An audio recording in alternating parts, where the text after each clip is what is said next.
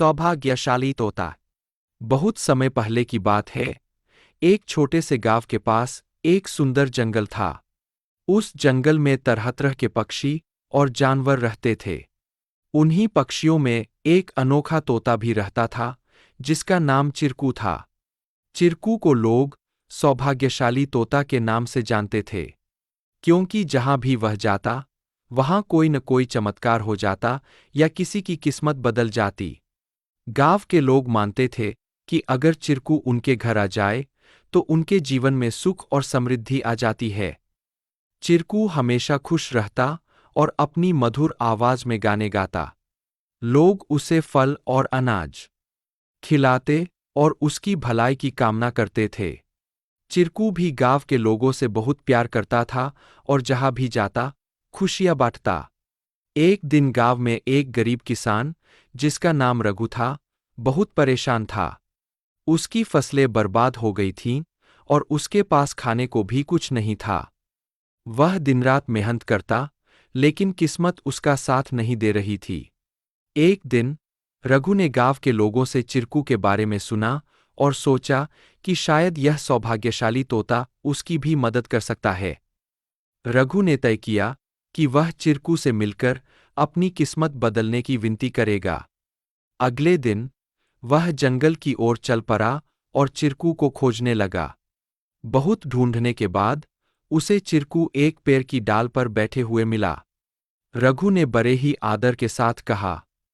चिरकू ने रघु की बातें ध्यान से सुनी और उसकी आंखों में दया उमड़ आई। चिरकू ने अपनी चोंच में एक छोटी सी चमकती हुई पत्ती उठाई और रघु को देते हुए कहा, यह जादुई पत्ती है। इसे अपनी जेब में रख लो और जब तुम अपने खेत में काम करने जाओ, तो यह पत्ती तुम्हारी किस्मत बदल देगी। रघु ने धन्यवाद कहा और वह पत्ती लेकर अपने घर लौट आया। अगले दिन वह अपने खेत में काम करने के लिए गया। जैसे ही उसने खेत में जुताई शुरू की, अचानक से बारिश होने लगी। उसकी सूखी जमीन हरी भरी हो गई और थोड़े ही समय में उसकी फसलें लहलहा उठीं। रघु की मेहनत सफल हुई और उसकी किस्मत सच में बदल गई। अब रघु के पास भरपूर अनाज था और वह फिर से खुशहाल जीवन जीने लगा। उसने गांव के लोगों को चिरकू की बुद्धिमानी और उसके द्वारा दी गई जादुई पत्ती के बारे में बताया। सभी लोग चिरकू की प्रशंसा करने लगे और उसे और भी अधिक प्यार देने लगे। लेकिन चिरकू ने रघु को एक बात कही थी। याद रखना, यह पत्ती सिर्फ तुम्हारी मेहनत का साथ देगी। अगर तुम मेहनत करना छोड़ दोगे, तो यह भी अपना जादू खो देगी। रघु ने चिरकू की बात समझ ली और कड़ी मेहनत जारी रखी। धीरे धीरे उसकी स्थिति पहले से बहुत बेहतर हो गई।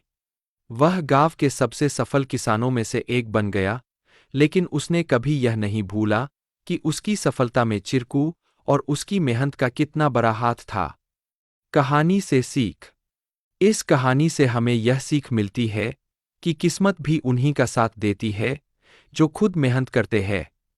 सौभाग्य और अवसर तभी काम आते हैं, जब हम अपने प्रयासों से उन्हें सही दिशा देते हैं। Please like, share and subscribe our channel to learn more.